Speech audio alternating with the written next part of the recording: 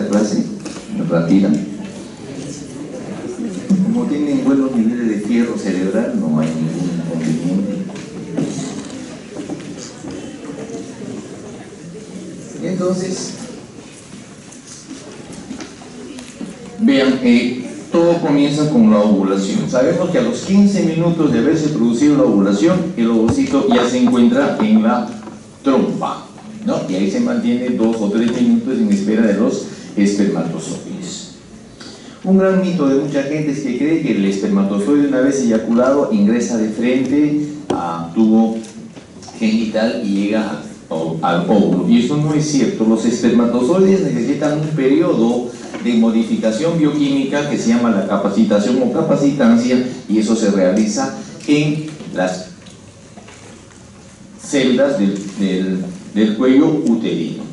Esa capacitación demora más o menos 6 horas, y luego de esas 6 horas recién en ondas empiezan a avanzar los espermatozoides las siguientes 72 horas, de tal manera que en ese lapso puede producirse la fecundación.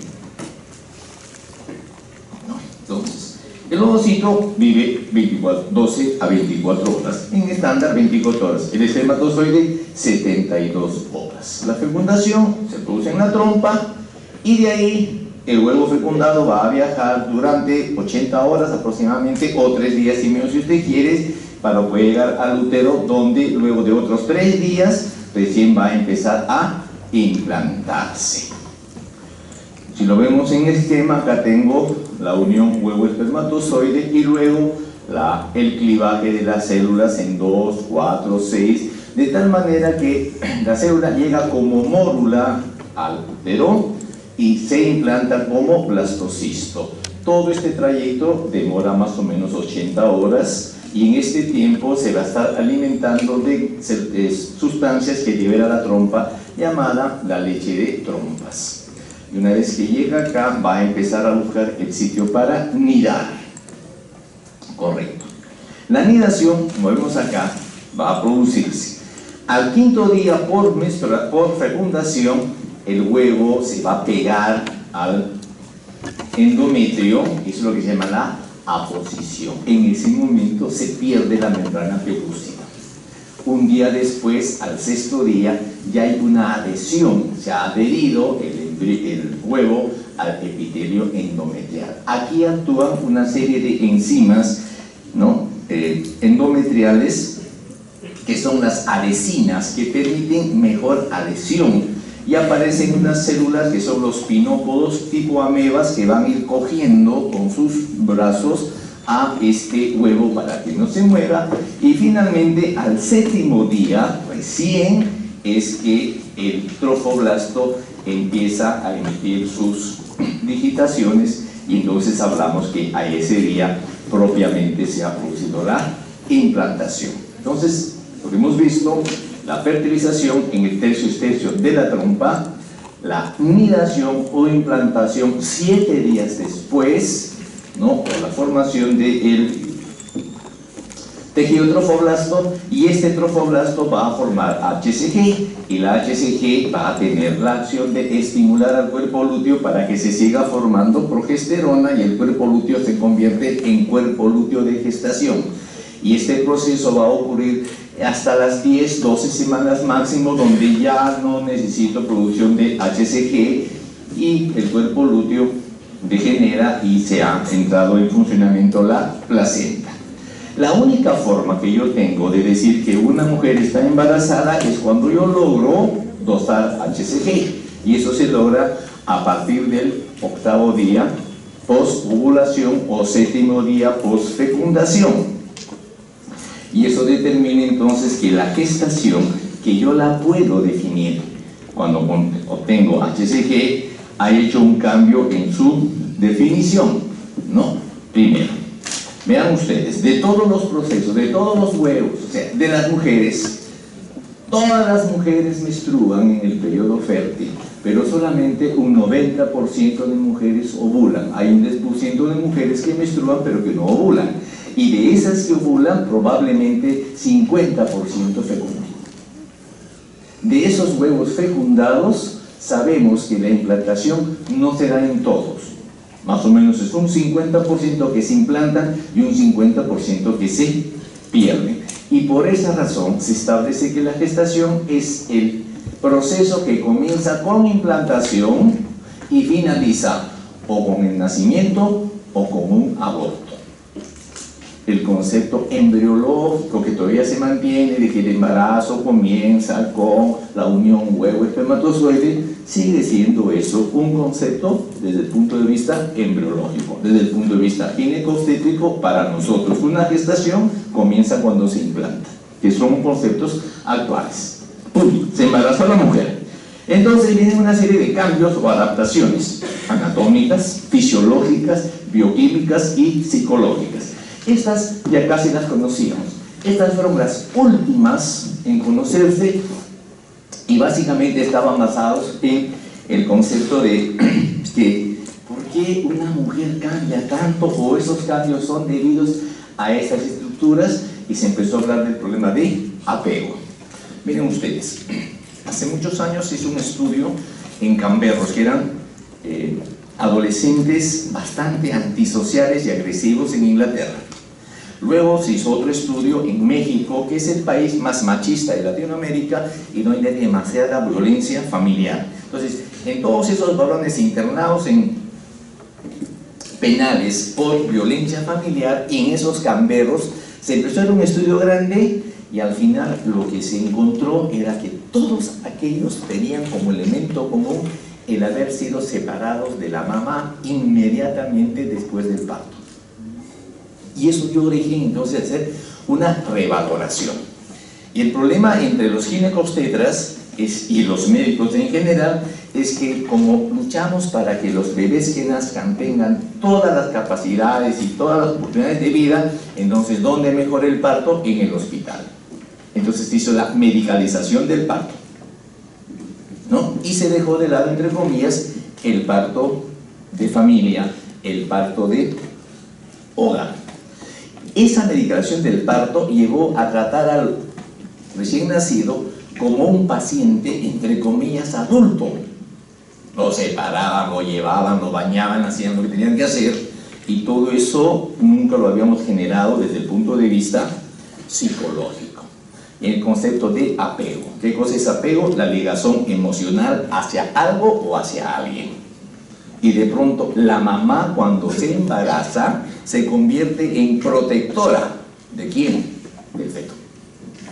Y el feto se convierte en protegido. Y entre protector y protegido se establece una relación emocional de apego, que inicialmente para la mujer es un apego a algo que todavía no ve, que no conoce, subjetivo. No, mijito, mi bebé, no te muevas.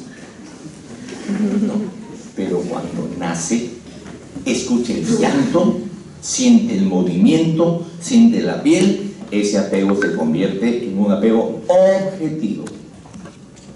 A mamá feliz. ¿Cuál es el problema con el niño? El niño está durante 9 meses feliz y contento dentro de una barriga donde no le falta nada, no le falta agua, no le falta luz, no le falta comida, no le falta nada, nadie lo fastidia, nadie lo molesta. Solo 2 cosas las tiene constante: el latido cardíaco materno, al que se acostumbra, y la voz de mamá, porque mamá le habla. Toda esa paz, todo ese paraíso va a desaparecer en el momento del parto. Se rompe la bolsa y su piscina particular desaparece. Y de pronto sale a un mundo y por primera vez lo tocan, lo jalan, lo rotan, cosa que él no sintió. Y sale a un ambiente que para él es un ambiente frío, porque está metido en un ambiente de 37 grados de temperatura. Y encima lo cogen y todavía la maldad antigua dice, para que el niño llore, ¡plá!, métele un palmazo. Imagínense ustedes ese niño, menisco, de pronto, ¡plá!. Eso genera angustia en el niño. Y esa angustia se traduce, como en cualquier humano grande, cuando yo tengo angustia, cuando no sé qué me pasa, recurro ¿a dónde? A mi núcleo familiar, a mi cuarto. Si soy adolescente, a mi cuarto, que es el sitio que me protege. El niño viene gordo que no puede entrar. ¿Qué le queda? El recuerdo de su líquido amniótico. Por eso que muchas veces se van a ver a un niño que nace y al ratito está chupándose la mano. Ay, pobrecito, tiene hambre. No, ese niño tiene angustia y al chupar su líquido, al oler su líquido, está tratando de estar en un ambiente o recordar un ambiente que le era agradable. Por esa razón, a los niños no se les baña inmediatamente, que se queden con su olor. ¿Qué es lo que le calma al niño? El latido que escuchó siempre. Por eso que ahora en el parto se hace el contacto piel a piel inmediato. Agarro al niño, lo saco, no corto cordón y lo pongo al lado de la mamá, en el pecho desnudo, en el pecho izquierdo. ¿Por qué? Porque el niño está angustiado, se pone ahí y escucha y eso lo calma. Y si el niño en el primer minuto logra coger la teta y succiona, porque la succión es propia de los humanos, ese se llama el minuto de oro, donde ese niño entiende que está siendo protegido por su madre y esa madre está feliz de estar protegiendo a su hijo. ¿Eso que genera? Una persona que de adulto va a ser independiente, seguro, no va a ser coprolálico, no va a ser antisocial, ni va a buscar tener asociaciones ilícitas tipo alcaldes actuales, ¿no? Donde tenemos todos los problemas. Esos son los cambios psicológicos que han determinado las nuevas normas de atención del parto. Pero eso es el final, y eso lo verán ustedes en quinto año. Vamos a hablar de esto. ¿Qué tenemos entonces? Va a haber en el embarazo. Cuando uno se embaraza, hay manifestaciones presuntivas, manifestaciones probables y manifestaciones certeras. Las presuntivas son las más lejanas. Un montón de cosas. La primera es la falta de menstruación. No menstrué. Puede ser embarazo, puede ser 800 cosas más, ¿no? Entonces ven ustedes, aquí les pongo yo como ejemplo, ¿no? Síntomas: amenorrea, náuseas y vómitos. Tengo náuseas y vómitos. Puede ser un embarazo, puede ser una gastritis. Mastodina, me están doliendo las mamas. Puede ser embarazo, puede ser que el micro estaba lleno y la aplastaron. Percepción: uy, se me mueve mi bebito. ¿Cuántas semanas tiene, señor embarazo? 3 semanas. Esos son gases, porque a la 3 semanas no se siente nada, ¿no? O estreñimiento, aumento de peso, fatiga. En 20 minutos muchas de mis alumnas van a estar durmiendo, se están con fatiga. ¿Es un signo presuntivo de embarazo? No necesariamente. ¿Correcto? Y luego vienen los signos. En los signos, lo más típico que vamos a notar nosotros es que, ¿qué cosa hay en el embarazo? Progesterona. ¿Qué hace la progesterona? Eleva la temperatura, la paciente va a tener aumento de temperatura. Por efecto de la progesterona va a aparecer los signos de manchas en la cara, el famoso cloasma o los signos de embarazo, ¿no?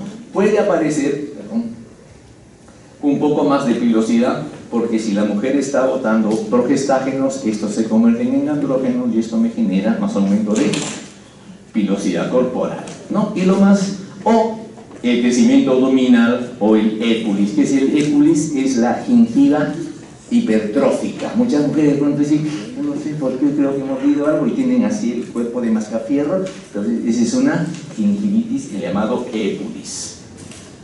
Pero vamos a la pelvis, y en la pelvis ya es cuestión, solamente lo menciono acá, no es clínica para nosotros todavía. El signo más común es el signo de Chadwick, o sea, la vagina que es rosada se pone en color morado cianótico. ¿Por qué? Porque si es un embarazo, el flujo sanguíneo está aumentando en pelvis, la pelvis está convencida y la vagina se va a ver completamente morada, el signo de Chadwick. Si encima palpa el cuello y lo encuentro blandito, es el signo de Goodell. Ahí nos quedamos para más conocimiento, ¿no? Y luego vienen las manifestaciones probables. Pero vean esto, miren, una manifestación es certera cuando única y exclusivamente es del embarazo. ¿Y cuando digo manifestación certera? Cuando el médico escucha latidos cardíacos fetales. El médico. Si escucho yo latidos cardíacos fetales, ese es un tumor. No, doctor, es un tumor. Bueno, llámale fetoma, pero eso es un tumor. O ahora tenemos la maravilla de la ecografía. Identifico al feto por ecografía. Antes, y lo pongo acá, se usaban las radiografías. Métanse al cerebro desde ahora. tomar una radiografía a una mujer gestante es aumentar el riesgo de leucemia en el recién nacido. Por lo tanto, proscritas las radiografías en una mujer gestante. Entonces, si yo escucho al bebé, y yo lo palpo, siento que se mueve y lo veo por radiografía, eso es certero. Las probables, y esto es lo que quiero que vean, miren, HCG, que es la hormona del embarazo, entre comillas, es una magnificación probable. Porque una magnificación certera es única y exclusivamente el embarazo. Pregunto yo, ¿HCG es única y exclusivamente el embarazo? No me van a contestar, yo les contesto.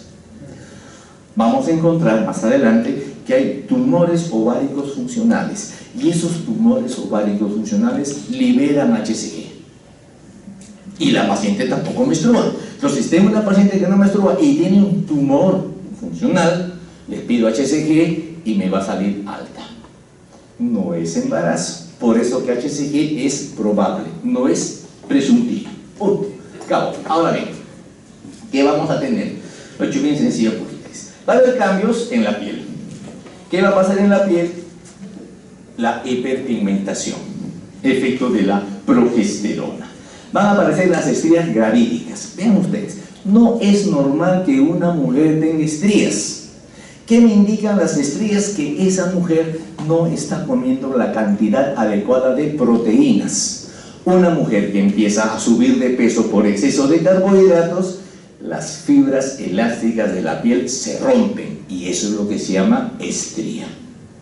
Y no como mucha gente dice, es que me he rascado y me salió la estría. No, esa paciente es una hipoproteica, ¿correcto? Ya tenemos ahí. Por efecto del estrógeno pueden aparecer las arañas vasculares o spider, unos puntitos rojos que tienen como sus pequeñas patitas, ¿no? Lo bueno es que por el exceso del estrógeno la piel se pone brillante, lozana. Por eso que socialmente dicen, qué bien te ha caído el matrimonio, el embarazo. A toda mujer le cae bien el embarazo porque la piel se hace una piel mucho más tersa, mucho más bonita. Vamos a ver. El cuerpo en la gestante se prepara para nutrir al niño.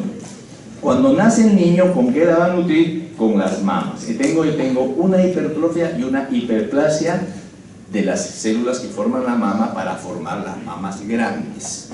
4 hormonas intervienen para este proceso. El estrógeno actúa en los conductos. La progesterona actúa en los lobulillos. La prolactina va a permitir la formación de leche y más adelante la oxitocina va a permitir la eyaculación o la salida de esta leche. Y como la mama se ha crecido, es evidente la red de Haller o la red venosa. Uno ve a una mujer gestante y va a ver que entre pecho y pecho, en esta zona, se nota claramente el territorio venoso. La red de Haller, que es evidente. Ahora, esa mamá, como va a dar a lactar, el pezón va a tener que ser succionado durante 1 año, 8 meses, lo que dure la lactancia. Quiere decir que ese pezón tiene que acomodarse, necesita más lubricación y entonces las glándulas sebáceas de la areola se hipertrofian y eso se llama los corpúsculos de Montgomery. Y por efecto de progesterona, toda la piel, toda la zona de la areola, ¿no?, se pone de un color oscuro o un color negruzco. Y ya a final del embarazo, de pronto salen unas gotitas de leche que inicialmente son el calostro. En cuanto al aumento de peso, vamos a ver que en promedio el aumento de peso es un 20% del peso corporal basal, ¿no? En el primer trimestre el aumento de peso puede no darse e incluso la mujer baja de peso, no es problema. A partir del segundo y tercer trimestre sí va a empezar a engordar. Miren, en el segundo trimestre 1200 gramos por mes y en el tercer trimestre 1500 gramos por mes. Después vamos a volver a eso. ¿Qué va a pasar con su agua? Vamos a ver que la mujer necesita aumentar volumen de sangre y para aumentar volumen de sangre necesita agua, retiene agua. ¿Cuánto retiene una gestante? Entre 6 y 6 litros de agua. ¿Para qué le sirve esos 6 litros de agua? Necesita aumentar su intravascular, necesita una intersticial, ¿no?, los nuevos tejidos y darle al feto 1500. Después discutimos más adelante eso.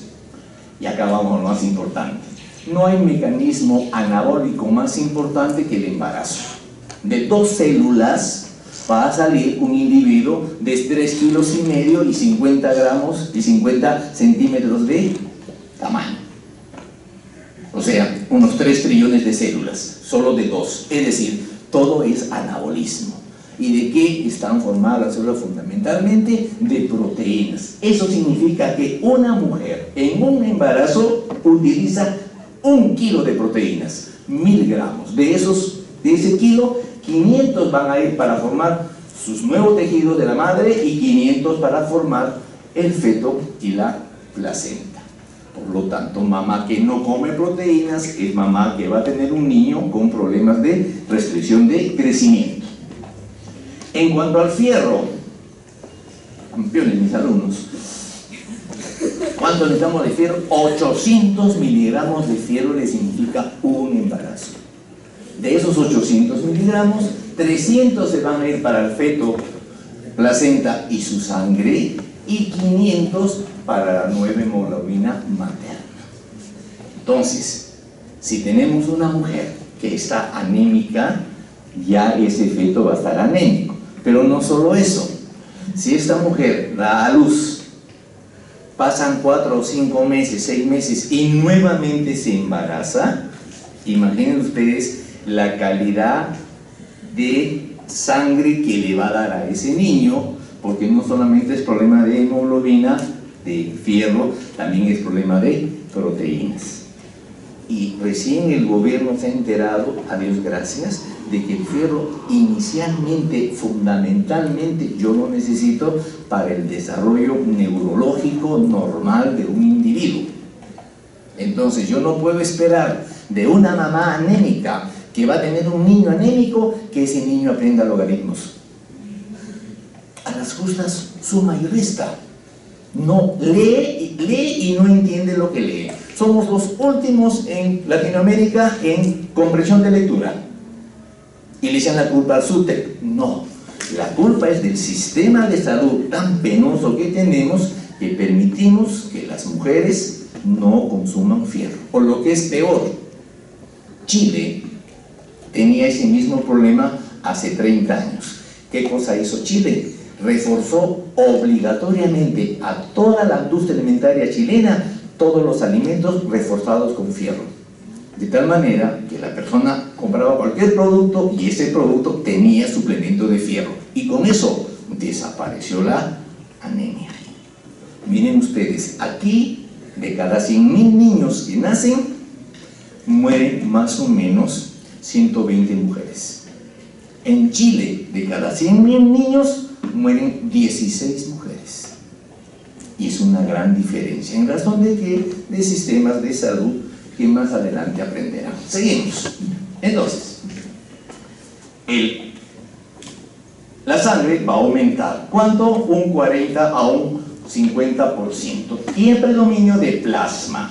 Por eso que, entre comillas, se hablaba de anemia fisiológica y el embarazo. No existe ese término, no hay anemia fisiológica. La anemia es patológica, no puede ser fisiológica. Lo que pasa es que hay hemodilución, luego discutimos también. Va a haber aumento de leucocitos, que es normal.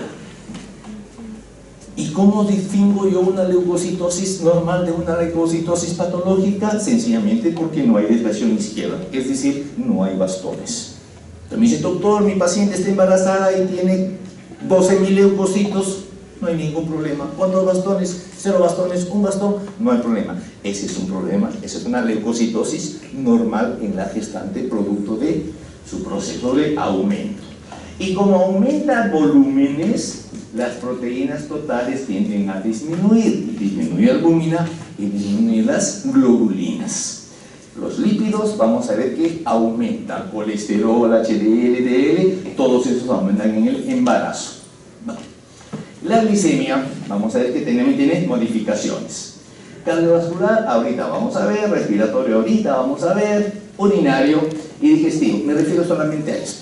En urinario y en digestivo, quien interviene es la progesterona. ¿Por qué? Porque la progesterona es una hormona que relaja musculatura lisa. El tubo digestivo está hecho de musculatura lisa. El sistema urinario después de los riñones, todo lo que viene es musculatura lisa. Por lo tanto, va a tener relajación de esa musculatura, lo que va a generar, en el caso de los riñones, que los uréteres se vean dilatados y se puedan confundir con dilataciones ureterales cuando eso es fisiológico. ¿Cuál es el problema? A nivel de vejiga, como se relaja la musculatura, disminuye el tono vesical. ¿Y para qué me sirve el tono vesical? Para avisarme que tengo orina, y eso me hace orinar.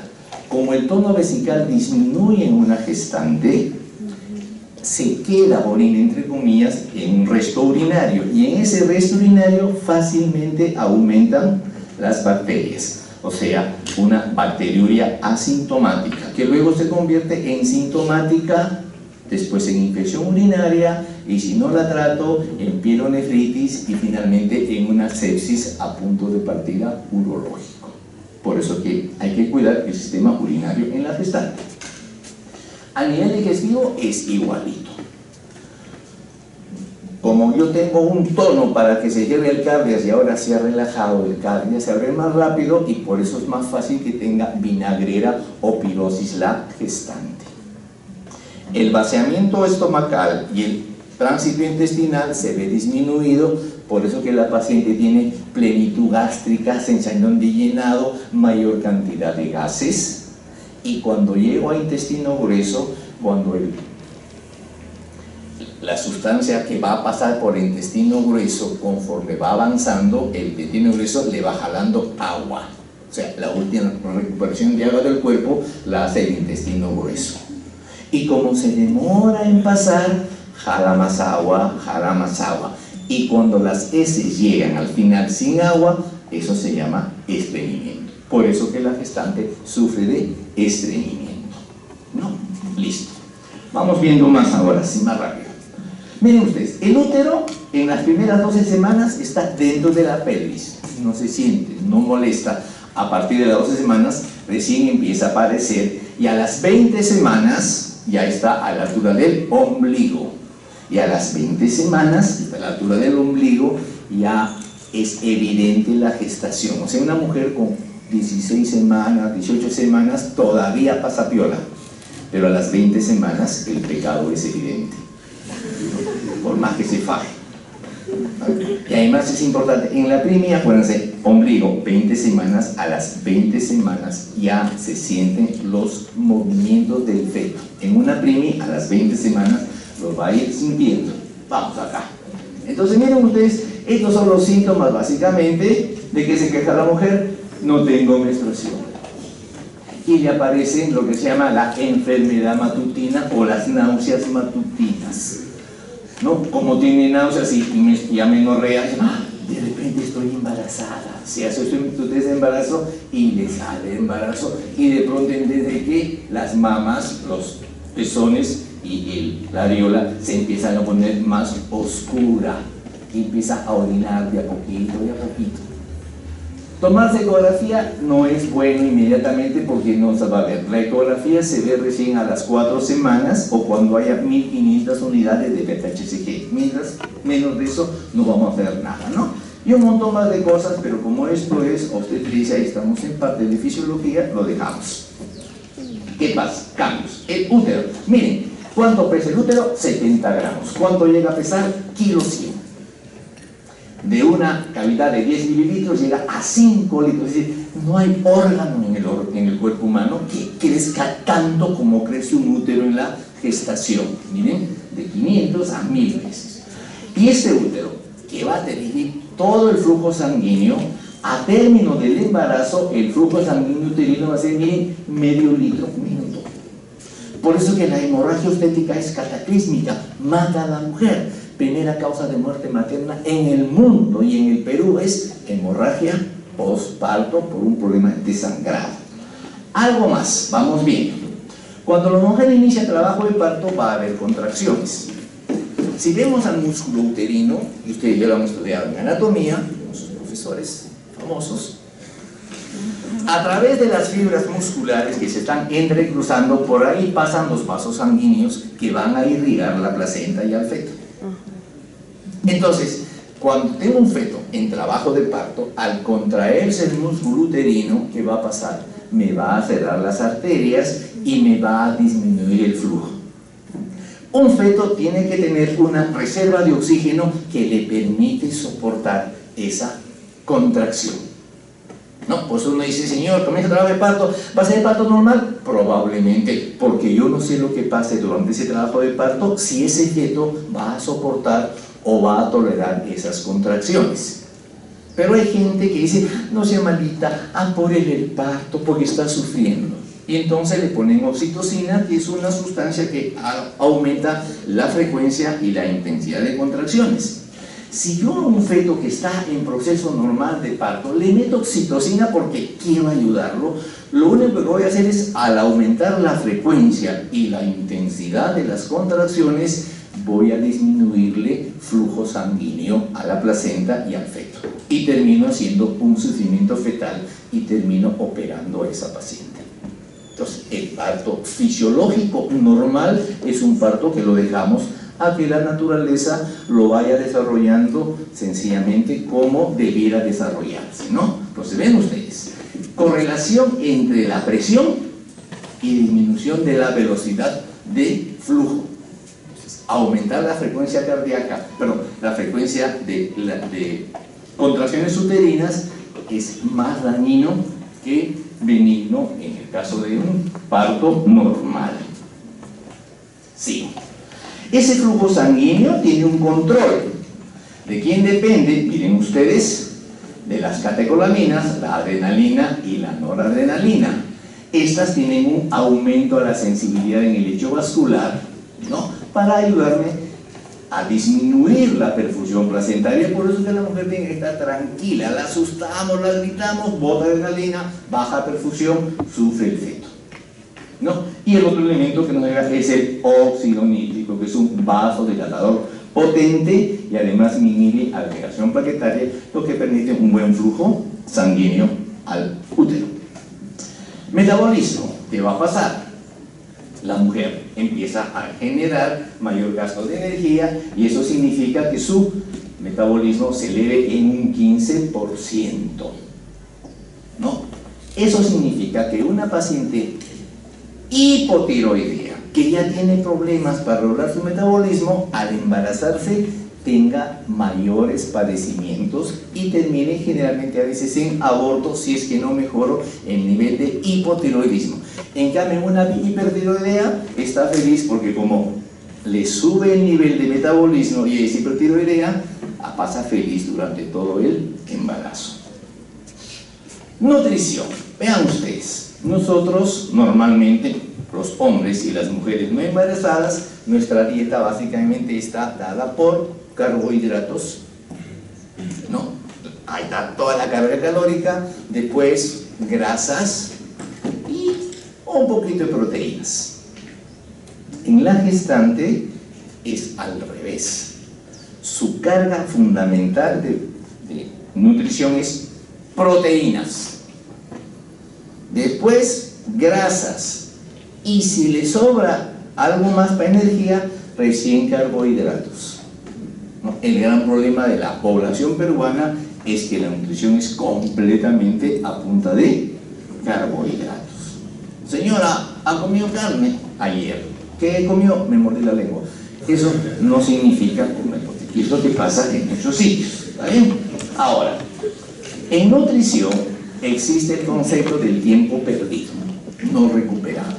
Es decir, si yo no nutrí a mi paciente en el primer y segundo trimestre, de nada me vale embotarla de nutrición en el tercer trimestre, porque ya se perdió. En segundo lugar, en el tercer trimestre, como ven ustedes, la absorción es menos eficiente. Entonces, darle más proteínas a la mujer en el tercer trimestre no me va a servir de nada, no me va a ayudar de mucho, porque primero, ya no lo utilizo, y segundo, lo que me está dando no lo voy a poder absorber y por lo tanto no me sirve nutricionalmente hablando. Entonces, la idea es que en la dieta se debe tomar adecuada cantidad, ¿no?, de hierro, ¿no? 375 miligramos de fierro para la sangre, 600 para la sangre adicional, ¿no? aquí me ponen 1000, entonces está entre 800 y 1000 en lo que necesitamos de fierro. No, en cuanto al calcio, no hay mucho problema, se preocupan por el calcio, pero ven ustedes, el calcio básicamente se absorbe mal si no tengo yo vitamina D, puesto que siempre hay que trabajar calcio con vitamina D, ¿no? Y básicamente protrombina para la hemorragia, ácido fólico, esto es importante, pero el ácido fólico básicamente va a tener que venir en las, más que en vitaminas, son pastillas en la dieta, ¿no? Y las vísceras animales son las que mayor cantidad de ácido fólico tienen. En nutrición verán un montón de eso. Pero acá tengo la ganancia ponderal. De frente vamos. Miren ustedes, ¿cuánto hemos dicho que se gana de peso? 10 kilos. ¿Cómo lo repartimos? Bebé 3,5 kilos, placenta medio kilo y líquido amniótico 1 kilo. ¿Cuánto suma esto? 5 kilos. Es decir, en 9 meses la mamá ganó 10 kilos. Y en el parto, que dura media hora, acaba de perder 5 kilos. ¿Cuánto le queda? Solo 5. ¿Qué son? Tejido uterino 1 kilo, peso del tejido mamario 1 kilo más y el agua y la ternera 3 kilos. En las siguientes semanas el útero vuelve a su tamaño normal, chao 1 kilo, ya van 6, la grasa retenida y el peso sale, van 3, solo me queda 1 kilo de tejido mamario porque está lactando. Pero casi a los 6 meses ya disminuye su lactancia y ese kilo se pierde. Es decir, al año los 10 kilos que ganó se pierden. Fisiológicamente no hay razón por la que una mujer después de un parto al año no regrese a su peso preconcepcional.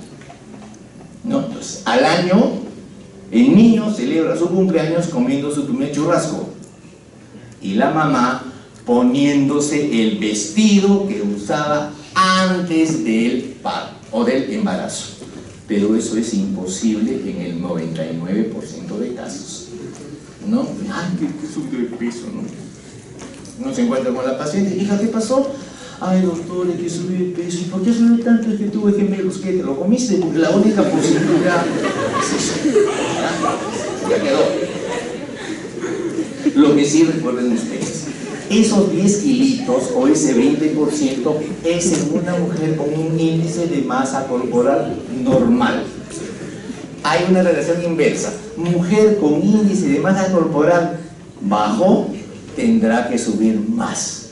Y contrariamente, una mujer con índice corporal alto tendrá que subir menos. Entonces, si viene una gestante de 18 años, mide 1,40, pesa 42 kilos, es un pejerrey embarazado, esa me tendrá que subir 14, 16 kilos en el embarazo. ¿Está bien?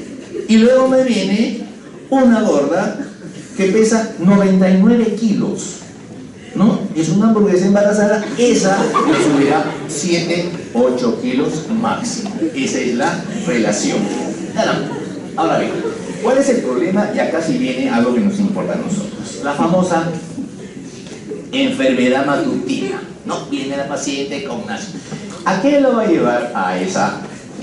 A que me tenga excesivos vómitos. Y si tiene excesivos vómitos, va a deshidratarse. Si se deshidrata, hemoconcentra y ese riñón empieza a orinar menos, oliguria. Y si orina menos, empieza a haber, ¿no? Primero, aumento de los niveles de urea que le van a generar daño a ella y al bebé. Como esa mujer no está vomitando y no come, empieza a bajar mucho de peso y como necesita energía, empieza a usar su grasa y empieza a hacer cetosis. Y esa cetosis la vamos a encontrar en la orina, cetonuria, ¿no? Esto va a llevarla a la paciente a una emaciación porque hay gente que está vomitando 4 días, 5 días, 1 semana, 2 semanas y recién ahí viene al hospital y viene pues con emaciación. O como está vomitando, no toma nada de vitamina del complejo B, me hace una polineuritis. Y si está botando tanto sodio, me hace la encefalopatía de Wernicke por hiponatremia. Todos los problemas que me puede generar el hecho de que una mujer tenga sus vómitos matutinos. Les decía a ustedes, ¿qué pasa con el metabolismo hídrico? Hablando de hídrico, me toca mi agua.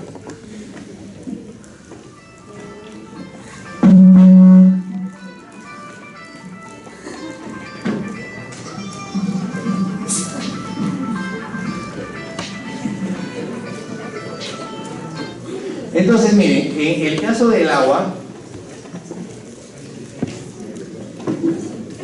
que tenemos una ganancia de 6,5 litros de agua en toda la gestación.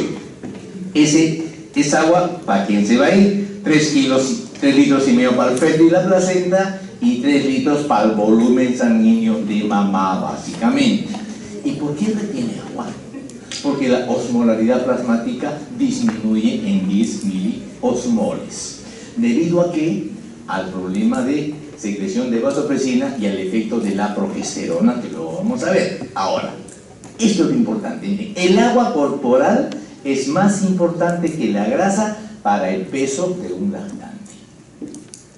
O sea, muchas mujeres creen que por comer un montón el niño va a nacer más gordo, y no es así. Y vamos a encontrar que en el embarazo, al término del embarazo, va a haber un edema fisiológico. Gente que no sabe, dice, o estás hinchada, no tomes agua. Y encima le dan diuréticos para botar el agua que tiene en exceso, y eso que va a generar que ese niño, que debería pesar 3,5 kilos, sale pesando 2,900, 2,700. A menos peso, menos posibilidades de vida. Entonces, el agua es importante para el crecimiento del feto. ¿Qué pasa con los hidratos de carbono? Miren ustedes, hemos visto, bueno, en los seminarios, que el lactógeno placentario o la somatomafina coriónica va a tener una acción de contrarrestar la acción de la insulina, y eso va a generar, ¿no?, una serie de cambios metabólicos. Y en el caso del embarazo, lo típico del embarazo es una hipoglicemia leve en ayunas, una hiperglicemia postprandial y una hiperinsulinemia.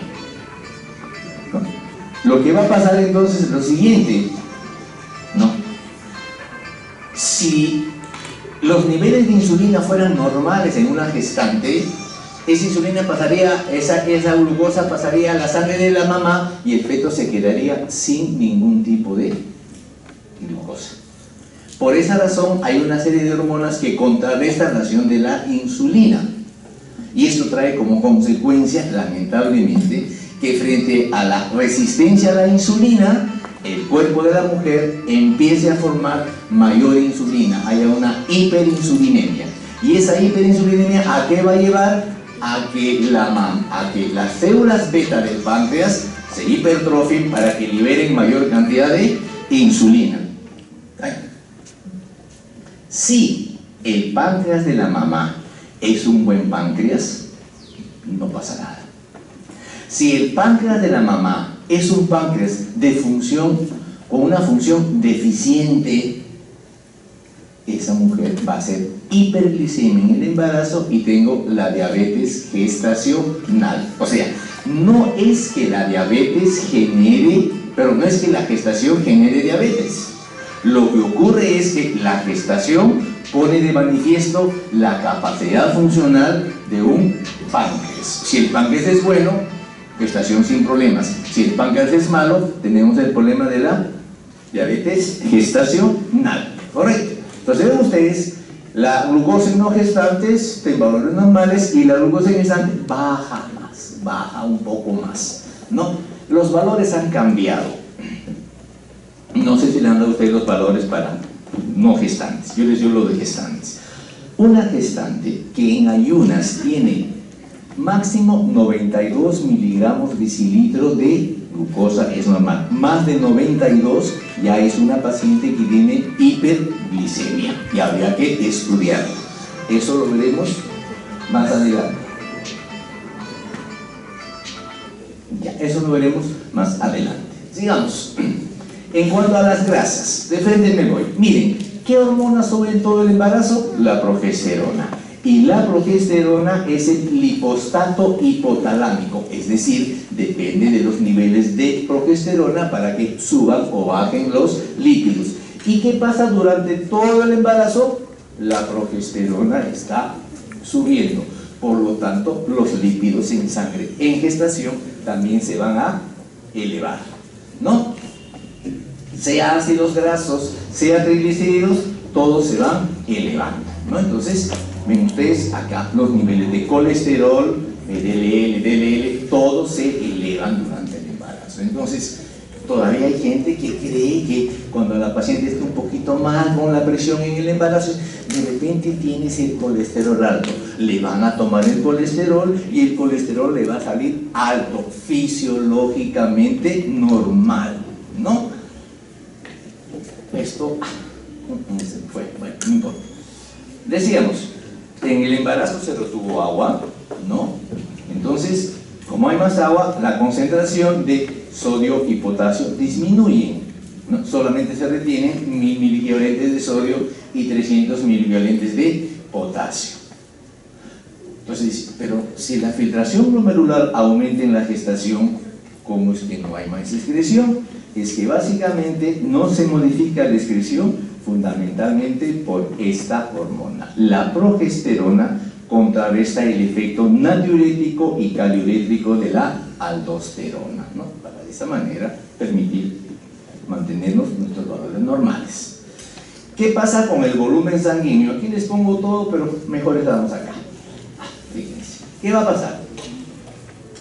Al final del embarazo, bueno, en promedio hemos visto que el volumen sanguíneo aumenta en un 45-50%, ¿no? ¿Por qué aumenta? Porque hay un incremento hormonal y hay un aumento de producción en los hematíes.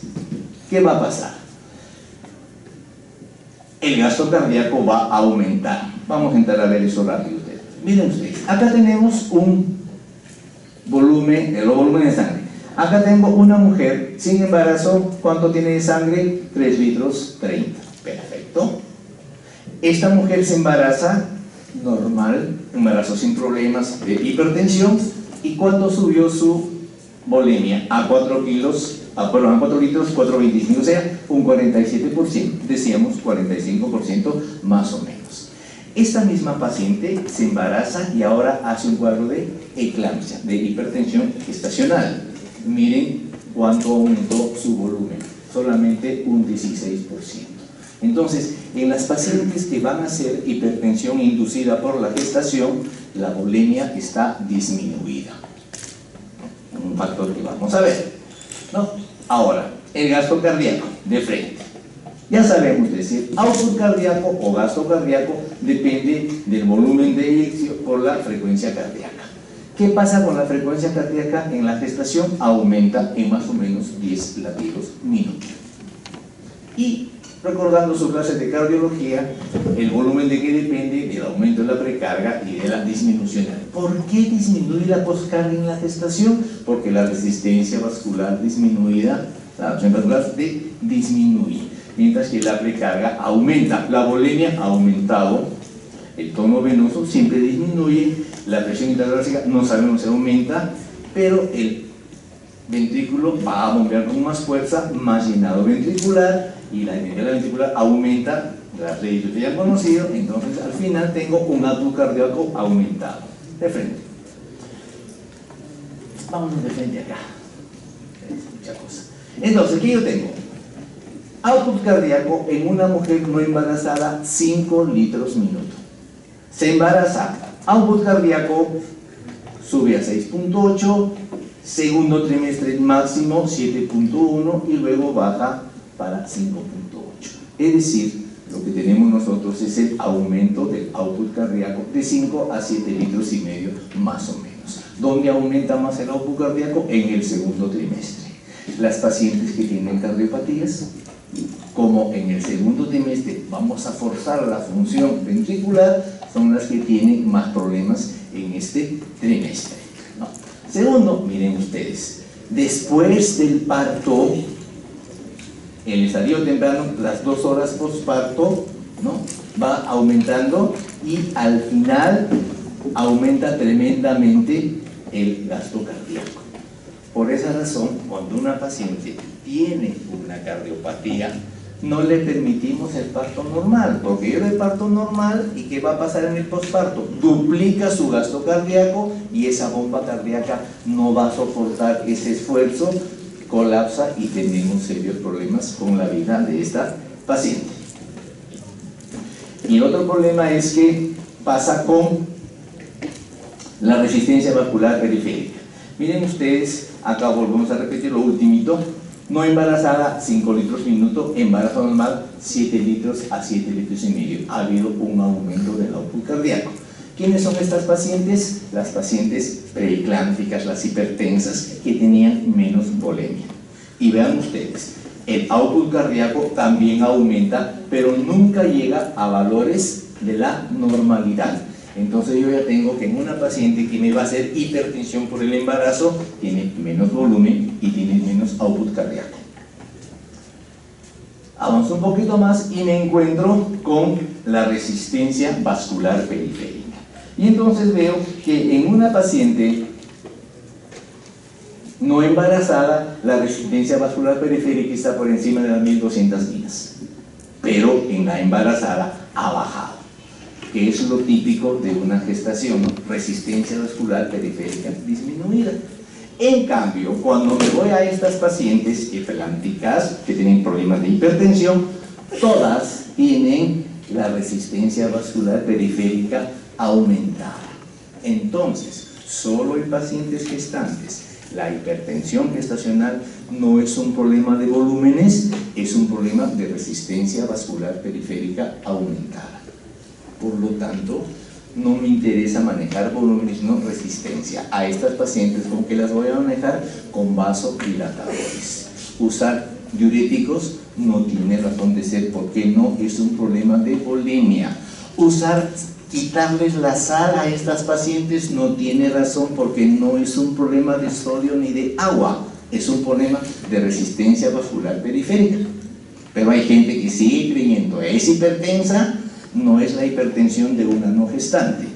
No dice, no tomas sal, no tomes agua. Mentira, come toda la sal que quieras, porque tu riñón está funcionando bien y maneja esos elementos, ¿no? Y otra cosa que se ha visto en las pacientes que hacen hipertensión es que la respuesta a la angiotensina se produce con menos cantidad que en el caso de pacientes normales, ¿no? Como hallazgo, punto. ¿Qué ha pasado con el útero? Ha ido creciendo. ¿Y qué pasa con el útero que crece? ¿A quién me va a molestar? Al diafragma, y a su vez tengo problemas a nivel de respiración. Entonces, ¿qué vamos a ver? Aumentó el metabolismo basal, la mamá ha aumentado en tamaño, por lo cuanto consume más oxígeno. ¿Cuánto? 20% más de oxígeno. Y si consume más oxígeno, va a formar más CO2. Por lo tanto, mi pacientita tiene que aumentar su ventilación minuto en un 50%.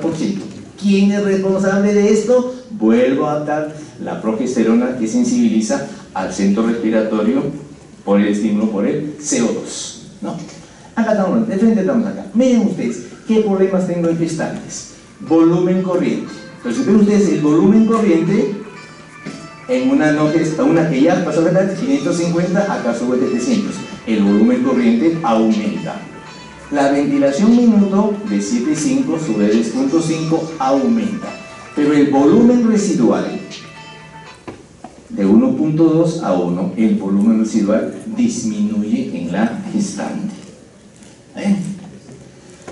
Ahí tenemos el consumo de oxígeno y nos vamos al gran problema. Si tengo una gestante que aumentó su volumen minuto, está hiperventilando, y si hiperventila, bota su CO2. Bota su CO2. Si bota CO2, me va a hacer una alcalosis respiratoria. Si me quedo como alcalosis respiratoria, ¿qué va a pasar?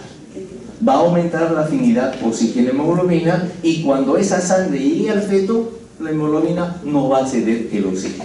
Ese feto se queda sin oxígeno. Pero como la mamá necesita CO2, le quita todo el CO2 al niño. Y a mí me importa más el oxígeno que el CO2. ¿Qué hace entonces la mamá? Para compensar la alcalosis respiratoria, el riñón bota 4 milimoles de bicarbonato.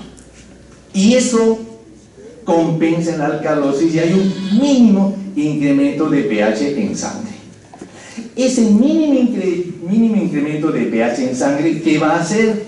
Aumentar el 2,3-difosfoglicerato en hematites maternos, que se encargan de contrarrestar el efecto Bohr, es decir, disminuir afinidad oxígeno-hemoglobina, y entonces esa mamá le cede todo el oxígeno fácilmente al niño, con lo que el niño se oxigena adecuadamente, ¿no? Eso es tan. En cuanto a la función tiroidea, como les he dicho a ustedes, la función tiroidea se eleva. Por eso que el problema es para la paciente hipotiroidea y no para la hipertiroidea.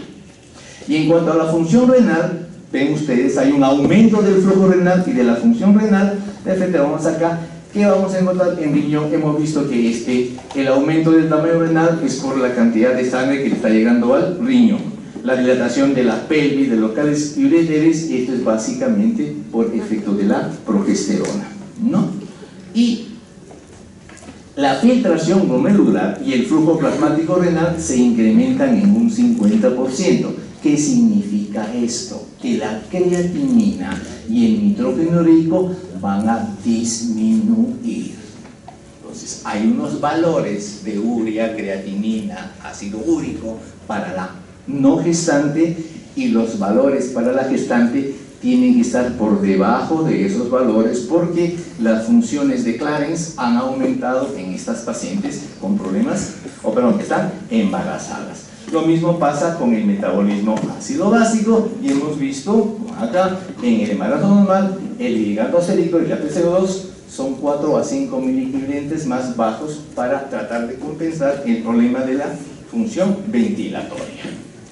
Finalmente, para acabar, miren ustedes, todo lo que se ha hecho es para que la madre pueda dar lo necesario para que el niño se nutra adecuadamente. O sea, mamá nos protegió durante los 9 meses. Mamá nos dio incluso lo que no tenía. Una mamá anémica cede lo poco de fierro que puede tener. Una mamá sin vitaminas da las vitaminas que puede tener. Por esa razón, ahora cuando lleguen a su casa, por favor, acérquense a su mamá y denle un beso. Ella no sabrá por qué, pero ustedes sí. Y con eso